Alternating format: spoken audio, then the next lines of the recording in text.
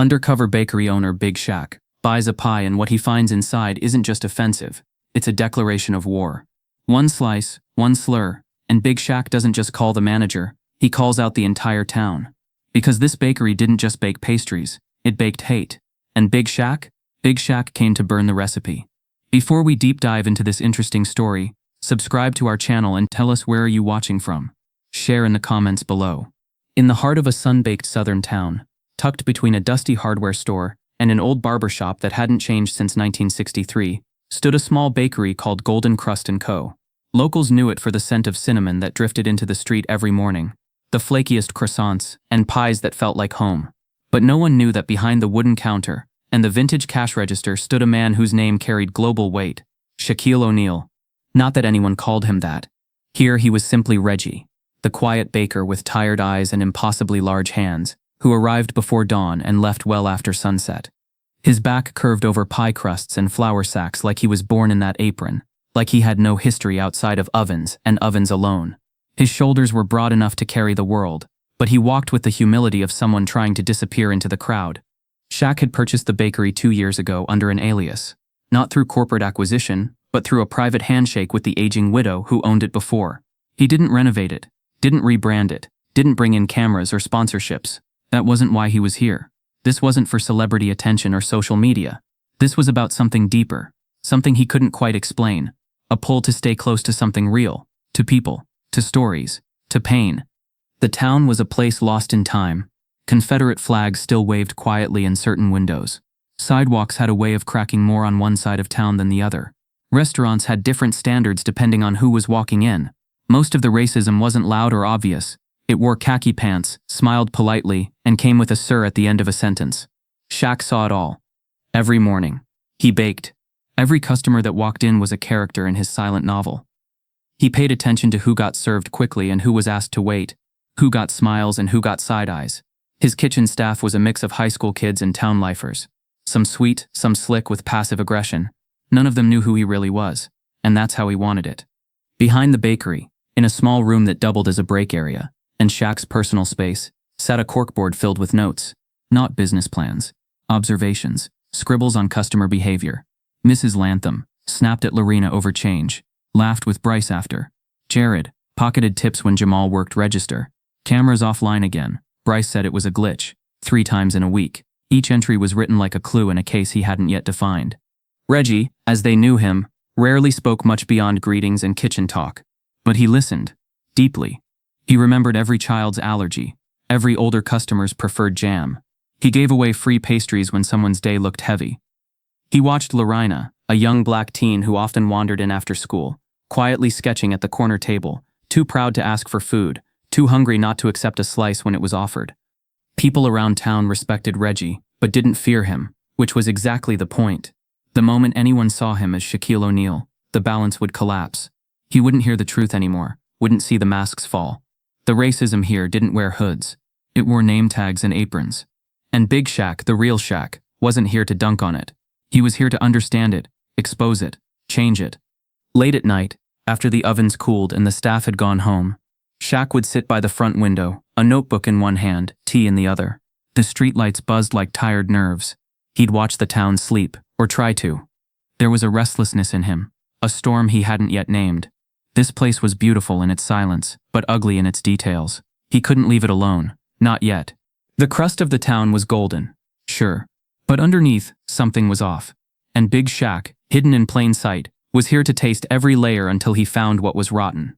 He didn't come to this town to bake pies. He came to unearth the recipe no one wanted to admit they followed. And he was just getting started. It was a Thursday afternoon, the kind that hung thick with heat, even as the sun began its slow descent behind the town's courthouse. Golden Crust & Co. was comfortably busy, the kind of day when chatter filled the room, ovens hissed in the back, and Shaq moved through it all like a ghost in an apron. He didn't command the room. He floated in it, observed it, let its truths find him. At table 9, the same seat near the window where she always sat, Lorena laid out her sketchbook. 14, maybe 15, tall for her age, but slight in frame, always quiet. She ordered the same thing every visit, a single peach tart and a cup of water. Sometimes she paid in coins, other times crumpled bills, never caused trouble, never asked for more than what she paid for. Today was different. Shaq watched from behind the counter as she approached. Cash in hand, a $10 bill, soft with age. He knew it wasn't fake. He'd seen enough currency in his life to recognize real money, even in the dark. But the cashier, a part-timer named Melanie, no older than 19, held it up like it was a foreign object, her brow furrowed, voice just loud enough for the front tables to hear. "This doesn't feel right," she said, turning the bill over dramatically. "Where did you get this?" Lorena didn't flinch. "It's just $10. Melanie smirked, a practiced gesture. "I can't take this. You might want to ask whoever gave it to you for something that's, not counterfeit." The room didn't fall silent. That's the cruelty of it. Conversations continued. Forks still tapped plates, but Shaq noticed the sideways glances, the shared looks between tables, the slight uptick in nervous laughter that always followed an uncomfortable truth being exposed. People heard. They just didn't want to respond. Lorena stood still. She didn't argue. She didn't cry. She turned slowly, her face unreadable, and walked back to table 9. Her sketchbook remained open. She sat, back straight, her hands resting on her lap, dignified in a way that made Shaq's throat tighten. He didn't move immediately. He watched Melanie toss the 10 into the drawer without another thought, then joke with a customer as if nothing had happened. That was the part that lodged itself in his chest. The ease, the comfort in her authority. She didn't need approval to dismiss that girl's honesty. Just instinct, learned and never questioned. Shaq made his way to the kitchen. He pulled a peach tart from the tray, placed it on a plate, added a dollop of whipped cream like always, but he didn't deliver it. Not yet. Instead, he stood in the doorway between kitchen and front, watching Lorena sketch. Her hand moved with grace, soft lines, sharp corners. She was drawing the cashier. Not as she looked, but how Lorena saw her. Exaggerated, cruel, mouth too wide, eyes squinting with distrust. A caricature of subtle racism, powerful, clear. Shaq's grip on the plate tightened. He thought about what it meant to be a child here. To learn early that truth wasn't always enough, that even your money could be questioned if your skin didn't match the town's comfort zone. He walked to her table, placed the tart gently beside her sketchbook. She looked up, startled. "I didn't," she began. "It's on the house," he said quietly, his voice steady. Their eyes locked. For a brief moment, something unspoken passed between them. Recognition, not of identity, but of alignment. She saw that he saw, and he saw her restraint, the kind forged in years of quiet battles. He returned to the counter without another word. Melanie said nothing. She hadn't even noticed the exchange. But Shaq knew something had shifted. In him. In the air. The town had gotten too comfortable with its silence, too immune to its small violences. That night, after closing, Shaq didn't clean the counters first. He went straight to his corkboard. He wrote a new card. Table 9. Lorena. Denied service. Counterfeit accusation. No apology given. He pinned it under a fresh label. Incidents requiring response. This wasn't the first time he'd seen it, but it was the first time it dug deep enough to bruise. Lorena wasn't just a witness to the town's brokenness. She was its reflection. Young, brilliant, ignored. And now she was in his story, whether she meant to be or not. Shaq didn't sleep much that night. He stared at the ceiling, the taste of bitterness still on his tongue. He'd promised himself he wouldn't intervene too early, that he needed to understand the full extent of things before making his move. But some moments weren't meant to be catalogued. Some demanded a shift. And in the quiet hum of that night, Shaq knew. The town might not know his name, but it was about to know his presence. And Lorena, she had just become the spark to light his slow-burning fuse. The town moved with the rhythm of routine. School bells, store openings, church on Sundays, football on Fridays. But beneath that calm cadence was a bitterness, like too much molasses in a pie meant to be sweet. Shaq saw it all from behind his counter. It wasn't shouted in the streets or scrawled on walls. It was subtle, polished, and persistent. Every morning, the same customers lined up. Mrs. Caldwell, who always ordered the same sour cherry muffin, never made eye contact with black employees, but called Shaq Reggie with practiced cheer. A man named Doyle, who owned the hardware store next door, always checked his wallet when Jamal, one of Shaq's part-timers, handed him change. No words, just a glance. One that said, "I'm watching you." And then there was the teenage couple that came in every Saturday, white, clean-cut, seemingly harmless, who whispered "you people" under their breath when the line moved slowly, and the cashier wasn't pale enough for their liking. Shaq didn't flinch. He never reacted. He stored it all away, cataloged it silently. He saw the patterns, how Black and Latino customers were asked to show ID when paying with a card, while others were waved through without question. How certain pastries were sold out when customers of color asked for them, only to reappear minutes later when others ordered.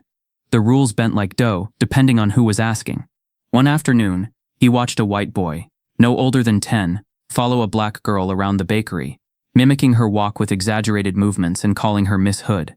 The girl ignored him, sat at the far table near the window, and opened a book. No one said anything, not the boy's mother, not the cashier, not the other patrons who witnessed it. Shaq's knuckles tightened under the counter, his grip on the coffee pot firm. But still, he said nothing. He understood the town now. Racism here wasn't about headlines or overt acts. It was systemic, simmering like heat beneath the crust. It dressed itself in southern hospitality and smiles, weaponized politeness like a shield. Even in his own kitchen, he saw it. Bryce, the floor manager, laughed too hard at jokes that had sharp edges. He spoke to Shaq with reverence, but addressed Jamal and Keisha like they were lucky just to have jobs. Shaq began leaving the back kitchen more often, walking the floor with quiet purpose. Not because he needed to, but because presence mattered. His size alone disrupted comfort zones. He watched reactions shift the moment he appeared. Conversations halted, expressions tensed, small talk disappeared.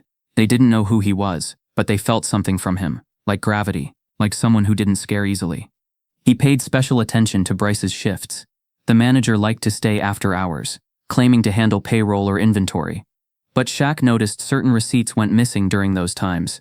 The digital order logs showed irregularities. Desserts rung up, but not always recorded in sales. Small discrepancies, but consistent. He didn't confront Bryce. Not yet. He just took notes. The town's sweet facade was cracking, and Bryce was too comfortable beneath it. That week, a new customer arrived, a black couple passing through town. They came in for coffee and pie, cheerful, asking about nearby galleries. Bryce served them with forced charm, then disappeared into the back. Moments later, the couple returned to the counter. Their pie had a strange, bitter aftertaste. Shaq took one look at it and knew something was off. Not mold, not rot, just wrong. He replaced it without fuss, smiling, apologizing, but in his chest, a question began to rise, one he wasn't ready to answer. Not yet.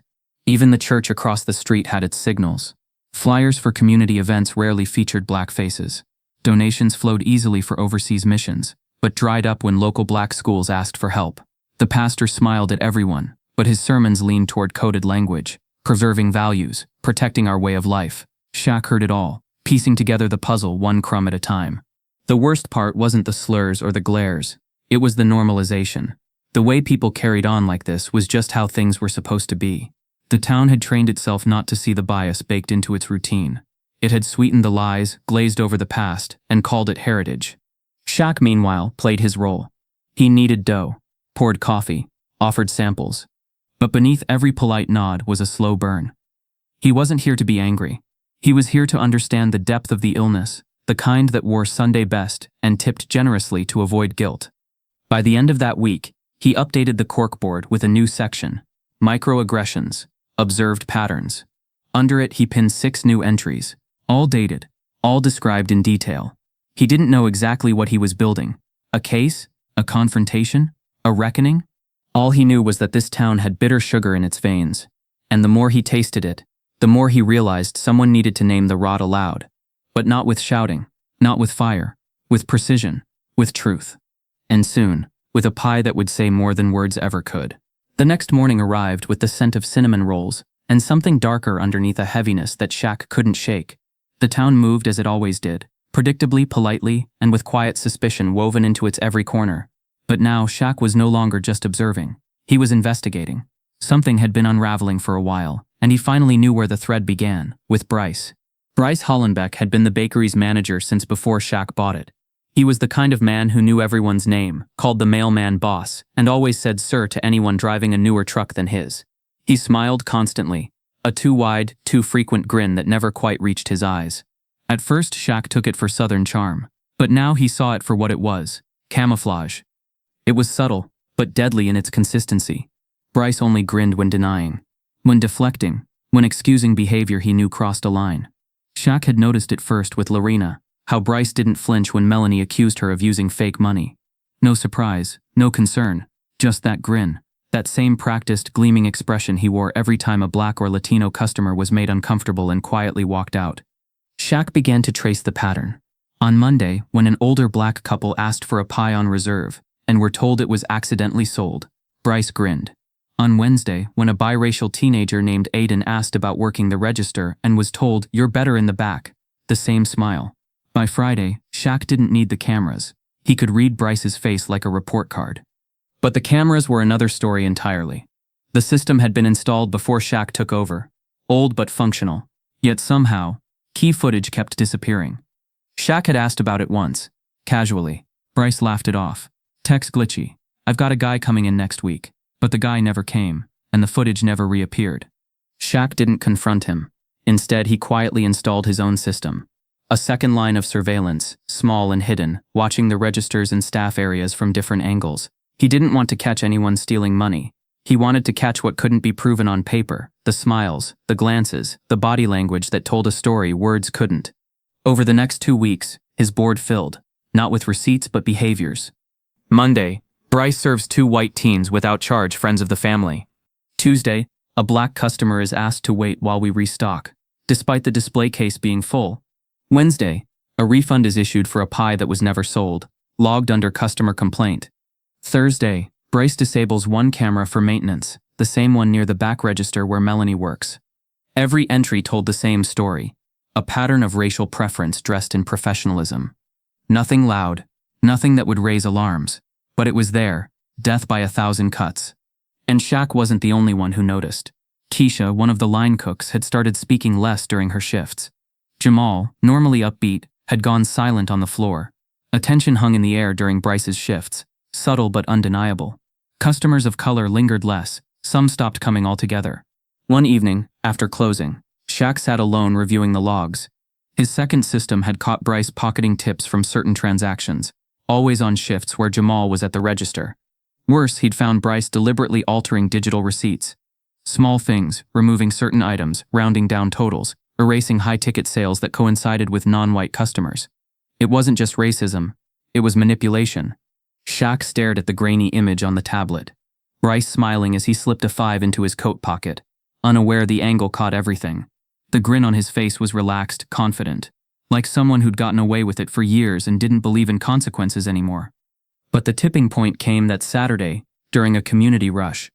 A black pastor named Reverend Colton came in with his family. They were kind, friendly, regulars. Bryce served them himself. Too friendly. He complimented the Reverend's tie, told his wife she looked like a Sunday blessing. Laughed too hard. Shaq watched from the kitchen doorway. When Colton's family sat down, Bryce leaned over to Melanie and whispered something. She stifled a laugh. That grin again. Shaq didn't have to ask what was said. He didn't want to. But that moment solidified everything. This wasn't passive ignorance. It was calculated, coordinated. Smiles were weapons, and Bryce wielded them with the finesse of someone who'd learned to keep his hands clean while others bore the stains. That night, Shaq added a final card to the corkboard. Bryce, pattern confirmed. Financial tampering, racial targeting, systemic manipulation. He pinned it in red, under a new category, active investigation. Shaq didn't need a confrontation. Not yet. What he needed was a moment. The kind that couldn't be spun, that couldn't be denied. He was getting close. The truth was rising like dough left in the dark, and soon it would be ready to bake. And Bryce? He had no idea the oven was preheating behind every single one of his fake smiles. It was a quiet Tuesday, the kind of slow, syrup-thick morning where regulars sipped their coffee a little longer, and even the air outside the bakery seemed to idle. Shaq stood in the back kitchen, arms folded, watching the rhythm of the day unfold on the monitors tied to his hidden surveillance system. The front was calm. Bryce was on shift. Melanie worked the register. Jamal prepped dough in the corner. Shaq had been planning this test for weeks. Quietly, he'd programmed a new order ticket into the system, placing it under the name Doug Henry, a made-up customer who didn't exist in town. The request: 1 apple pie, no customization, pick up in 1 hour. The purpose was simple: remove his own hands from the process, see what the team produced when they thought no one was watching. Especially Bryce. He left through the back and circled around to the front, slipping in through the customer door with a baseball cap pulled low and glasses to mask his face. He didn't speak to anyone, just gave his name when the pie was called. Bryce barely looked at him, just passed the box with that same practiced smile and said, "Have a blessed day, sir." Shaq walked out, heart steady, pie warm in his hands. He took it to the alley behind the bakery, where he sometimes sat on breaks. No distractions, no interruptions, just him, a bench, and the box. He opened it slowly. The crust was flawless, golden, flaked at the edges, perfectly vented. Whoever had baked it knew what they were doing. But when he sliced through the top layer, something was wrong. The filling didn't smell right. Not spoiled, just bitter, overspiced, almost acrid. And the apples, they weren't layered as they should have been. They'd been arranged deliberately and carved. Shaq leaned in, his breath catching for a moment. Burned lightly into the softened apple slices were letters, faint but visible, not cut with a knife but seared, likely with a metal press or branding tool. A message hidden under sweetness. 3 letters. 3 letters that didn't need to be spelled out fully to be understood. Shaq stared at the pie in silence. No shock, no outward anger, just stillness. The word was a racial slur, abbreviated, coded, but unmistakable in context. It wasn't a mistake, it was crafted, targeted. Whether it was meant for a customer, an employee, or even him, didn't matter. It existed. He closed the box, wiped his hands slowly on a napkin, and walked back inside. Bryce was behind the counter still, now chatting with Melanie. Their laughter stopped when they saw him return, the pie untouched. "I need to speak with the manager," Shaq said, his voice even. Bryce stepped forward immediately. "That's me," he said, polite, ready to diffuse. "Something wrong with the order, sir?" Shaq held up the box, but didn't open it this time. "Who made the apple pie for the Doug Henry order?" Bryce blinked. "I think we had Keisha prep that one." "Think? Or no?" Bryce hesitated, then shrugged. "She's the usual on Apple, but I check all the pies before they go out, so whatever it is, I take responsibility. What was the issue?" Shaq didn't answer, not directly. Instead, he placed the pie box on the counter, opened it carefully, and turned it to face Bryce. He removed the top slice, just enough to expose the seared message. Bryce stared at it. His expression didn't change, not immediately, but Shaq saw it. The flicker, the shift in his eyes, the tightness in his jaw, the pause too long before he responded. I don't know what that is," Bryce said slowly. That's not something we do." Shaq raised an eyebrow.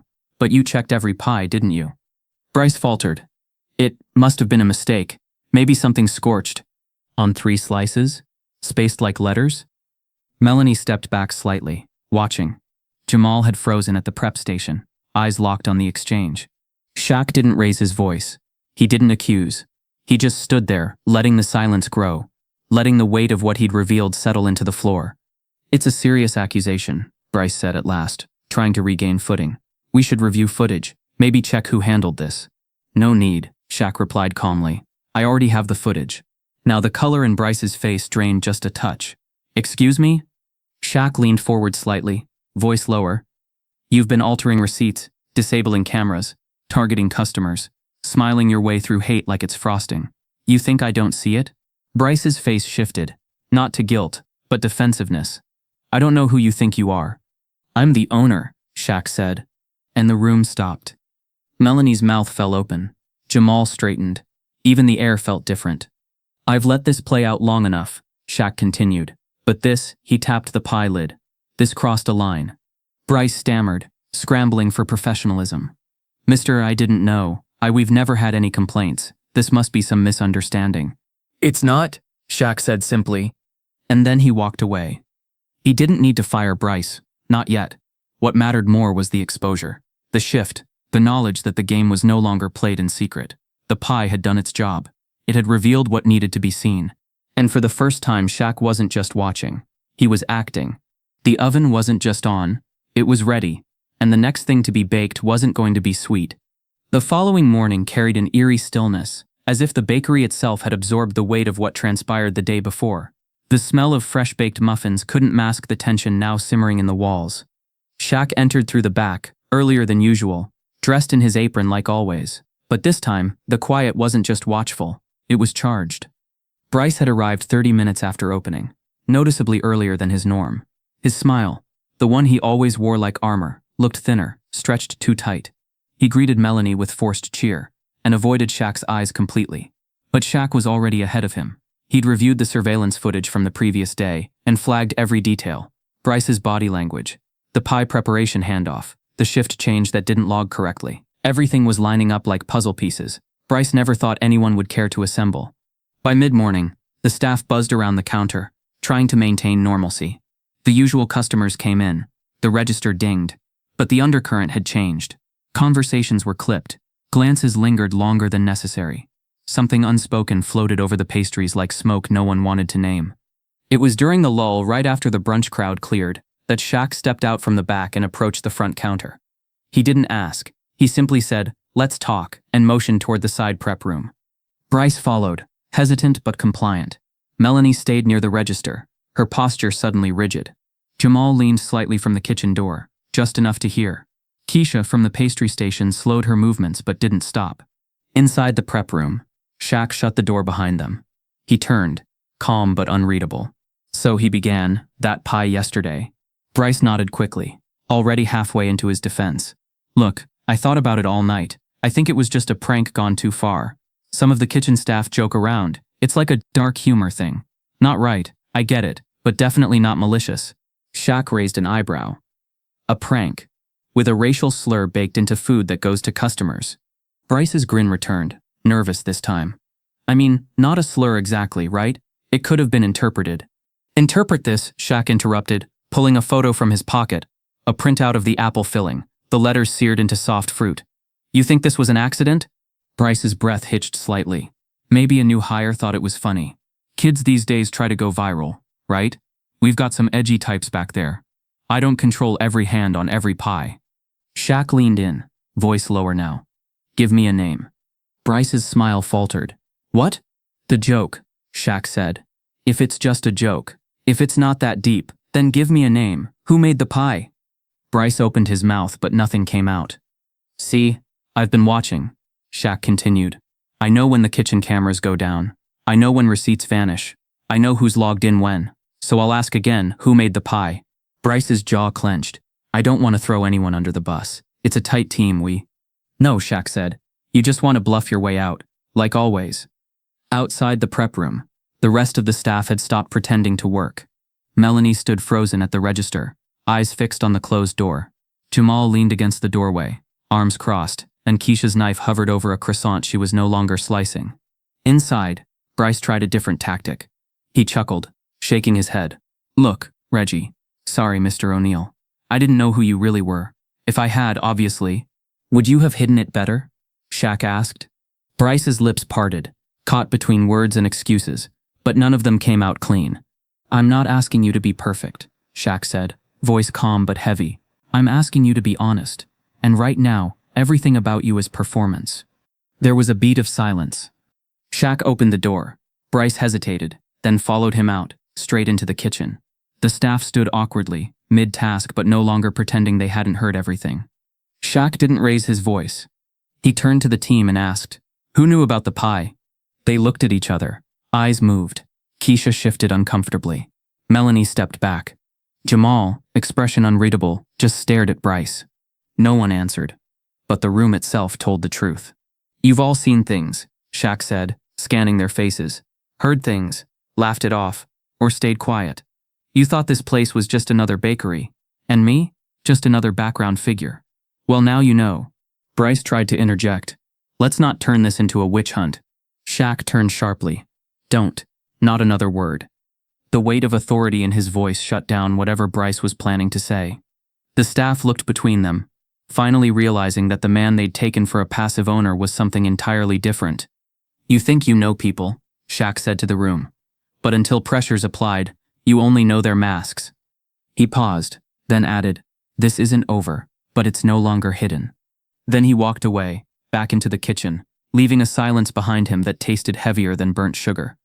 For the first time, Bryce didn't smile, not even a twitch. 2 days after the confrontation with Bryce, the bakery settled into a strange quiet, not peaceful but strained, like everyone was waiting for something they couldn't name. Staff arrived on time, tasks were done with robotic precision, and no one laughed. Bryce kept to his corner, avoiding Shaq's gaze, trying to appear busy but exuding discomfort with every motion. The once charming ease of the workplace had curdled, and Shaq, ever silent, kept moving through it all with the gravity of someone no longer willing to tolerate rot under frosting. It was late afternoon when Shaq decided to check the storage lockers in the back. Officially, he said he was looking for expired aprons. In truth, he was following a hunch, something that had tugged at him since his return after the pie incident. The staff had changed in subtle ways, not just in demeanor, but in who remained.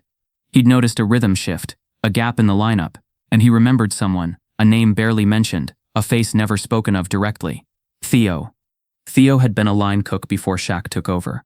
A black man in his late 20s, known for his sharp wit and unmatched pastry work. Bryce rarely brought him up, but when he did, it was with a passive shrug. He couldn't handle the pace, he once said. Or some folks just don't mesh with team culture. The kind of phrases that sound harmless unless you're listening close. Shaq had always meant to ask more, but the days rolled on, until now. He opened the lockers one by one. Most were empty. A few had forgotten receipts, broken pens, a half-eaten protein bar. And then he found it, locker 14. Tucked at the very back was a manila envelope, slightly bent, coated in flour dust, edges curled by time. No name on the outside, but inside, there it was. A letter, handwritten, 3 pages long, folded tightly. The ink had smudged in places, as if written in haste or under pressure.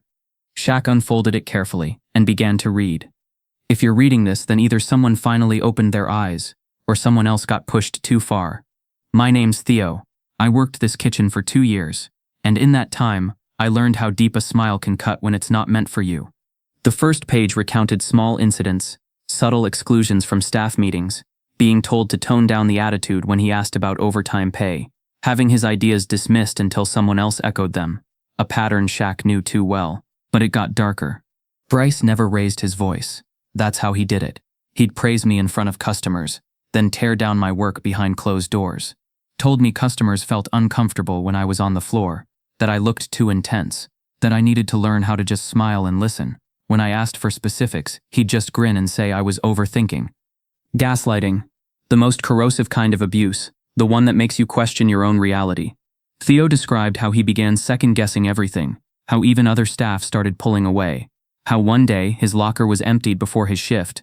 No warning, no notice, just a handshake, and a recommendation to take some time off. The worst part? The letter continued. Nobody fought for me, not even the ones who knew. This town doesn't do confrontation. It does polite rejection. It pretends not to see injustice if the baked goods taste good.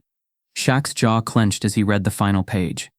I don't know who you are. Maybe just another cook. Maybe a customer who got treated funny. But if you're holding this letter, then you've seen enough. Don't let them keep baking hate. This place needs to be cleaned from the inside, and no one's gonna do it unless you do. I'm gone. But this story isn't. There was no signature, just the initials TR. Shaq folded the letter with care and sat down on the bench near the lockers. The weight of it settled into his chest like a stone. This wasn't just one bad pie, or one rogue joke, or even one bitter manager. It was baked into the culture, into the air, into the walls, into the silence that everyone had agreed to uphold in exchange for keeping things easy. This letter was proof of what he'd suspected all along, that the racism in this town wasn't about shouting or slogans. It was about slow suffocation, about pushing people out so quietly that no one even heard the door close behind them. And now the ghosts were speaking. He tucked the letter into his jacket pocket, not to hide it, but to carry it. It belonged in the story now. A new card went on the corkboard that night. Theo, former staff, fired quietly, pattern confirmed, whistle blown in silence. Shaq didn't need public outrage. What he needed was leverage, the kind of story that could split the town's facade wide open when the time was right. Because this wasn't just about exposing Bryce anymore. It was about rewriting the entire recipe, from the inside out. Golden Crust & Co. closed at 7 p.m., but the real shift that night didn't begin until the streetlights hummed and the last of the storefronts turned their signs to closed. By then, the town had gone quiet. Not asleep, just paused, like a film reel waiting to restart. But inside the bakery, something new was stirring.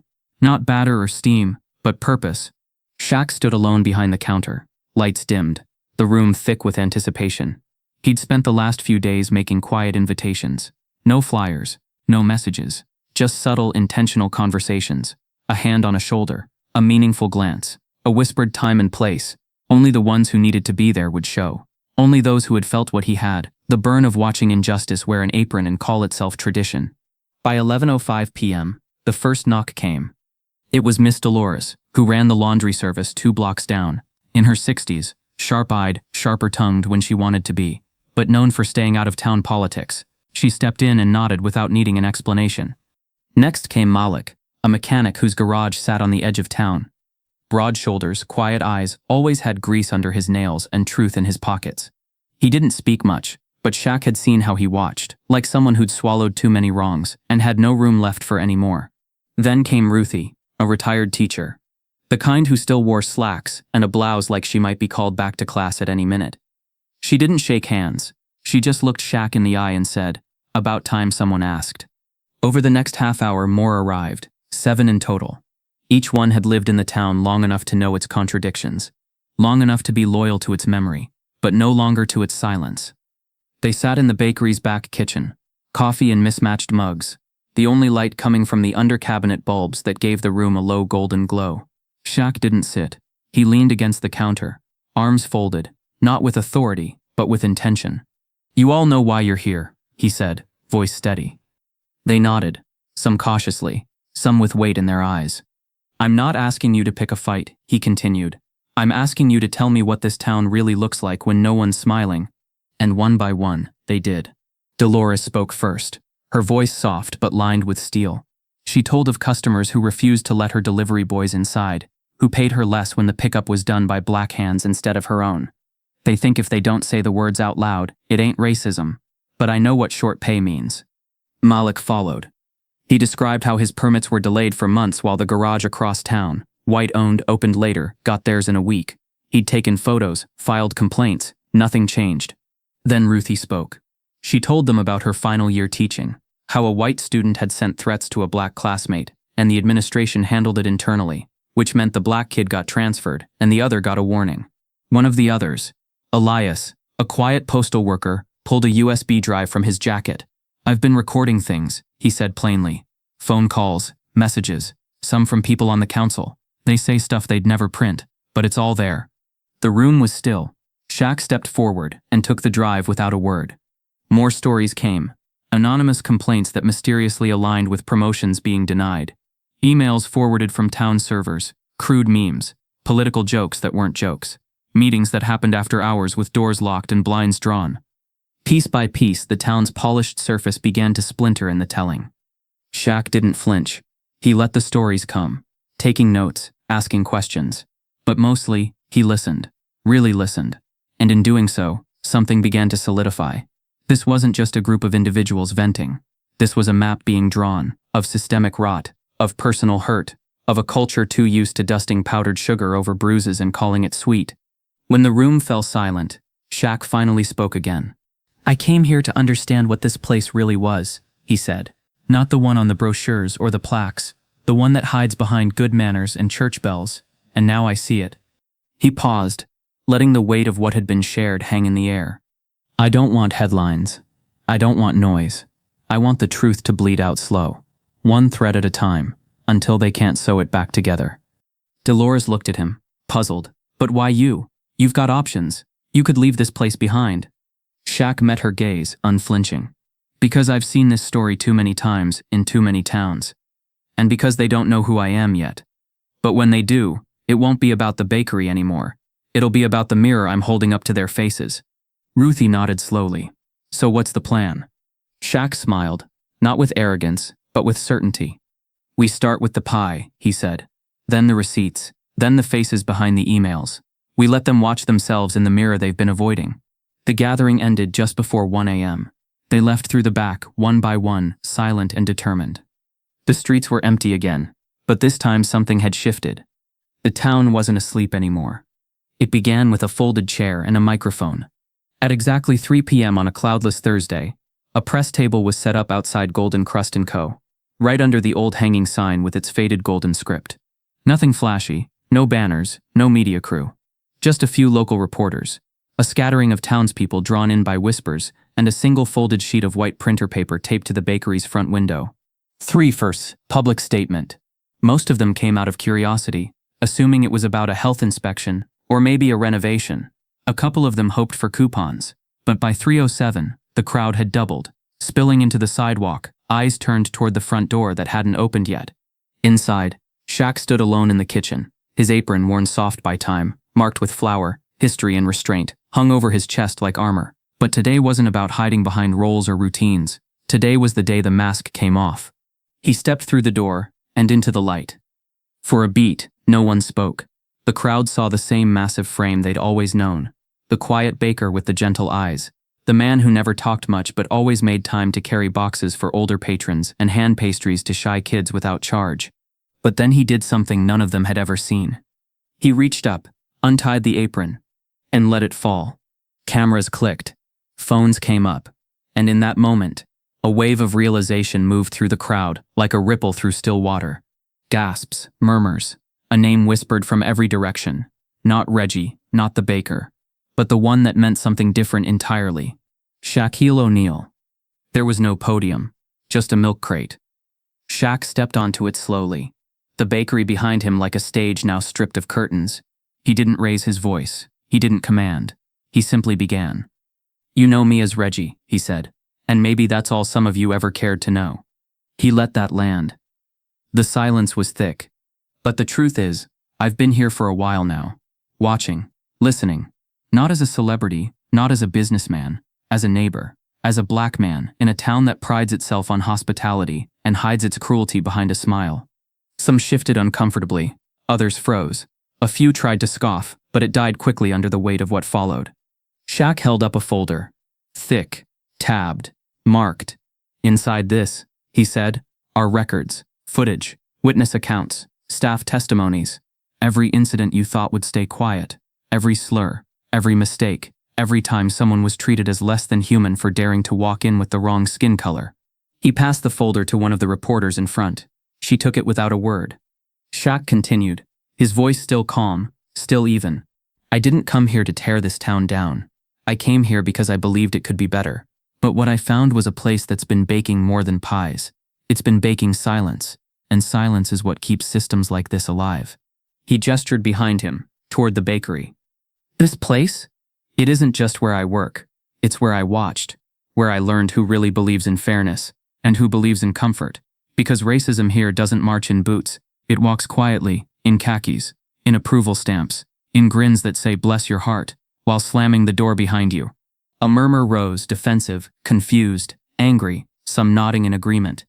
Shaq raised his hand. "I know some of you will be uncomfortable. Some of you will want to talk about the good people here, about how we've come so far. And maybe you have, but not far enough for Theo, who was fired for asking why his shifts kept disappearing." He paused. "Not far enough for Lorena, who was humiliated at that counter." He pointed toward the register inside. "And not far enough for the kids who stopped coming here because they knew their welcome was always conditional." The tension in the crowd reached a boil. Reporters typed furiously. Phones live-streamed. Shaq stepped down from the crate. "I'm not going anywhere," he said. "But the silence is." And with that he turned, walked back through the door, and left the town staring at its reflection in a mirror they could no longer pretend wasn't there. Inside the bakery, the staff stood frozen. Bryce was nowhere to be seen. Shaq hung the apron back on its hook. He had dropped the mask, but not the mission. And now that the town knew who he really was, it would have to decide who it really wanted to be. The morning after the reveal, Golden Crust & Co. opened as usual. The scent of fresh cinnamon rolls curling through the streets like a silent challenge. But something had shifted, not just in the bakery, but across the town. The air buzzed with tension that hadn't been there before, the kind that follows an uncomfortable truth dragged into daylight. At first it was quiet, the kind of backlash that doesn't show its face. But Shaq, who had lived long enough to recognize the difference between silence and safety, saw it coming before it even arrived. On Tuesday, a surprise health inspection appeared. The inspector, a man with a too-tight tie and a clipboard that seemed heavier than necessary, went straight to the storage closet, as if he already knew where to look. He cited minor temperature irregularities, gave the bakery a conditional notice, and warned about future non-compliance without ever meeting Shaq's eyes. Wednesday, a neighbor filed a noise complaint, claimed the mixers were left running too late. The report included timestamps that didn't match reality. Then came the parking obstruction ticket for the delivery van. Then another for the trash bins not being pulled back on time. None of it was enough to shut him down. But that wasn't the goal. The goal was erosion. Shaq took it all in stride. He didn't speak on it. He didn't argue. He just documented everything, logged it, dated it, and moved forward. He kept baking, kept showing up before dawn, and leaving long after the last muffin was wrapped. Because he knew the real war wasn't in the citations, it was in the subtle pressure, the hope that he would decide it wasn't worth the trouble. By Friday, the protests began. Small, carefully orchestrated gatherings outside the bakery. Not loud, Not violent, just performative. Older white couples holding signs that read "Don't politicize pie," and "We miss the old Reggie." A few high school seniors stood beside them, clearly dragged into it by someone else. They didn't chant. They just stood. Passive presence weaponized like everything else. Inside, Shaq noticed the shift in customers. Some regulars stopped coming. Others avoided eye contact. A few left sharply worded notes in the tip jar, folded napkins that read, "Stay in your lane," or "You ruined a good thing." But for every note of bitterness, there were others that mattered more. One morning, Shaq found a folded slip tucked under the register. In neat looping cursive, it read, "My mother wouldn't let me say this out loud, but I think you're brave. I want to work for someone like you someday. L. Lorena." Her initials, her courage, in black ink. Then came a card from Reverend Colton's wife, slipped into a pie box. "When you told the truth, we felt seen. Don't stop." And soon, the very pie that once held a message of hate became something else entirely. Patrons, the quiet ones, the ones who watched everything but never spoke, began writing notes on scraps of paper, old receipts, torn notebook corners. They tucked them into the pie boxes like confessions. "My grandfather was like Bryce. I wish I'd spoken up sooner. This town needed a wake-up call. Thank you for ringing the bell. I see you. I stand with you." Shaq didn't respond. He didn't need to. The bakery itself became his answer. A sanctuary laced with flour and defiance. Every batch of bread was a statement. Every pie an act of resistance. And though the threats stayed coded, never direct, he felt their intent. A city council member randomly brought up business license renewals at the weekly meeting. A local paper printed an opinion piece titled "When Bakers Turn Activists." And Bryce, he wasn't gone, not officially, but he'd stopped showing up. His silence said enough. Jamal stayed. Stronger now. Keisha worked harder, quieter, but more focused. Melanie was gone. No formal firing, just didn't return after her last shift. The energy in the kitchen shifted. No longer tense, but sharp. Like everyone understood the stakes now. They weren't just baking anymore. They were bearing witness. Shaq didn't escalate. He didn't retaliate. He stayed steady, grounded, patient. He knew the town had spent decades building its image like a crust. Golden, warm, inviting. But the filling was different. He had seen it, tasted it, and now so had everyone else. Every act against him made his presence louder. And while the protests outside the bakery waxed and waned, the lines inside began to grow again. A different crowd. New faces. Old ones returning. Slowly the town's undercurrent shifted. Because truth, once spoken, echoes. It finds cracks.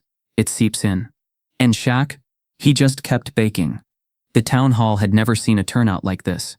Rows of folding chairs filled early, some pulled from the storage room just to accommodate the overflow. Locals lined the walls, arms crossed, eyes sharp, whispering as they waited.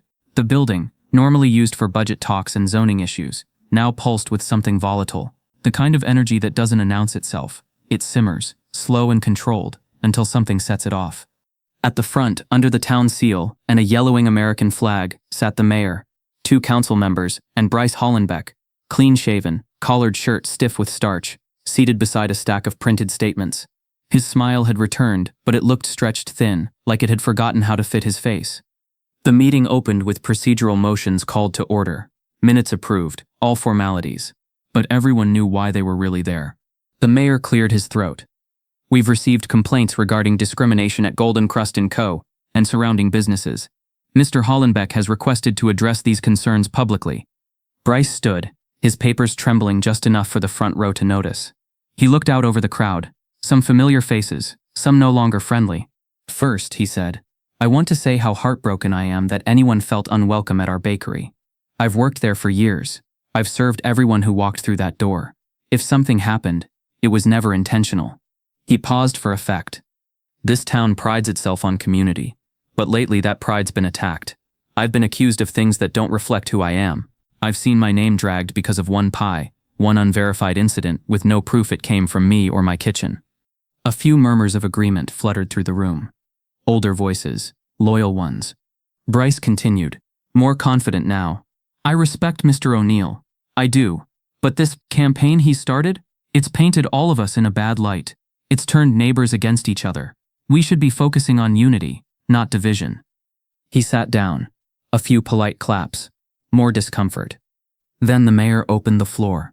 Lorena's mother stood first. No notes, no theatrics, Just pain. My daughter was humiliated in that bakery, she said, voice even. And when she came home crying, I told her not to cause trouble. I regret that now, because silence didn't protect her. It protected them. She looked at Bryce. And I remember the look on your face when we came in. That smile. That permission you gave the girl behind the counter to do what she did. More rustling now. Nervous shifting. The truth was beginning to crack the air. Another man stood, not black but Latino, and shared how his niece had been told she wasn't cashier material when she applied at the bakery last year. She made honor roll, he said, but I guess that didn't pair well with the pastries. Then Ruthie, the retired teacher, raised her hand and spoke without standing. I worked in this town 30 years. I know Bryce. I also know he's good at pretending. I saw what happened to Theo. You all did, but no one wanted to ask why he really left. The mayor tried to steer the discussion. Let's keep this civil. But it was too late. A younger woman shouted from the back. You want civility or truth? Because you can't have both when people are being erased politely. Voices rose, not screaming, just stacking, story upon story, moment upon moment. The room didn't erupt. It swelled, like a wave finally reaching shore after years of silent push. And through it all, Shaq remained seated in the third row, arms resting on his knees, watching. When the mayor finally looked his way, unsure how to regain control, Shaq stood. No microphone. No notes. Just presence. And when he spoke, the room fell quiet. I didn't come here to shame anyone, he said. I came to tell the truth. He looked at Bryce. You say it was one pie, but I've seen your patterns. I've tracked the receipts you erased, the footage you disabled, the names you let disappear quietly.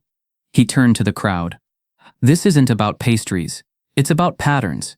About who gets to feel safe ordering coffee. Who's told they don't fit the image. Who's called aggressive for speaking up and gracious for staying silent. A long pause. This town knows how to smile through anything. But what's under the frosting matters more. And if it's rot, we need to stop pretending it's cinnamon. He stepped back. And in the silence that followed, even the air seemed still. No applause. Just reckoning. Because for the first time, the town wasn't listening for comfort. It was listening for change. The town didn't change overnight. There were no parades. No grand apologies. No news anchors standing in front of Golden Crust & Co. with headlines about unity. But slowly, in ways that mattered, the shift began to settle. The silence that once blanketed the sidewalks like fog had thinned, not gone, but pierced, cracked open, replaced by something realer, rawer, the kind of air you can breathe and taste at the same time. Bryce disappeared without announcement. One day his nameplate was gone, his locker emptied, his signature from the payroll erased like he'd never been there. No farewell, no explanation, just absence. A town official vaguely referred to it as a staffing reorganization, but no one truly believed that. Everyone knew. They just stopped pretending not to. In his place, a new manager stepped in. Not promoted, but invited. Ruthie, the retired teacher who had once taught half the town's kids and spoken the loudest at the town hall, took the role on part-time. Not because she needed the money, but because she believed in the repair. If you're going to clean something out, she told Shaq, you better have someone in the room who knows where the rot hides. Policies changed, quietly, purposefully. No more cash handling policies that only applied to certain shifts. No more camera outages. Every resume was reviewed by 2 people. And job interviews happened in pairs. Tip sharing became transparent. And most importantly, there was now a zero-tolerance clause. Not just on slurs but on coded language, microaggressions, and customer profiling. And behind the register now stood Lorena. Her presence was its own kind of justice. Confident, calm, with her sketchbook still tucked under the counter. Her smile wasn't forced. It wasn't an act of defense. It was earned, shaped by a fire she'd walked through and learned to carry without letting it burn her. Customers recognized her. Some hesitated. Others apologized, sometimes awkwardly, sometimes with words that stumbled out like they'd never had to say sorry before. She didn't need the apologies. She just rang them up and handed them what they came for, with dignity. The pies changed too. Not in flavor, but in feel. Each box now carried a slip of paper, handwritten quotes from people across town. Some famous, some forgotten, some local. Words about truth, about justice, about listening. Sometimes they were quotes from Theo's letter. Sometimes they were from a kid who had written a poem about her first time feeling safe walking into the bakery. Each note different, each one a reminder. This place sees you now. And Shaq? He still baked. Still showed up before dawn, Still folded dough with the same precision he brought to a basketball court. The world outside the town knew who he was now. Journalists came by. Podcasters asked for interviews. He declined most of them. When asked why, he simply said, "I didn't come here for noise. I came for the work." He didn't stand in the spotlight. He stood in flower. Locals asked why he stayed. Why someone with his wealth and history would continue to labor in a small town that once turned its back on so much truth. His answer was always the same. "I'm just here to serve." Those 5 words became a kind of mantra, a quiet promise. Not performative, not martyrdom, just presence. Of course, not everyone welcomed the change. Some longtime patrons stopped coming. A few left anonymous reviews online, calling the place too political, divisive, or not what it used to be. Shaq read every one of them. And then he kept baking. Because the new crowd was different. Not in color, though it was more diverse now, but in energy, in intention. People came because they felt safe, because they felt seen, because the sugar wasn't being used to cover the bitterness anymore, it was being used to make something real. Even the town council changed course. Funding was quietly redirected to community programs. Diversity training was offered to city employees. An anonymous scholarship fund appeared for local students of color, and it bore no name, but Shaq knew exactly where it came from. Late one night, as the ovens cooled and the street was nearly empty, Shaq sat in the front window. The lights dimmed behind him. Lorena had gone home. Ruthie had locked the books. Only the quiet hum of the refrigeration unit remained. In his lap he held a letter. It wasn't from Theo. This one was fresh. "I used to think quiet meant peace. I see now it just meant I wasn't listening. Thank you for helping us hear ourselves again. A neighbor?" Shaq folded it carefully, tucked it into the drawer beneath the register with the others. He didn't save them for validation. He saved them because they were reminders of why he started, and why he stayed. Outside, the town slept, but it was no longer blind. Shaq stood, stretched, and walked to the kitchen to prep the morning's first batch of pie dough. His hands moved with grace, with memory, with purpose. Every movement a small act of resistance, every crust a message. The battle wasn't over. But the silence was, and in a town where truth had once been buried beneath layers of polite denial, a new recipe had taken root, one that baked justice straight into the center. If this story stirred something in you, don't just move on. Look closer at the places you pass by, the people you overlook, the silence you mistake for peace. Every town has a crust. It's time to ask what's really baking underneath. Join the ones who don't flinch from truth, who rise, question, and remake the recipe. Because real change, it starts in the kitchen.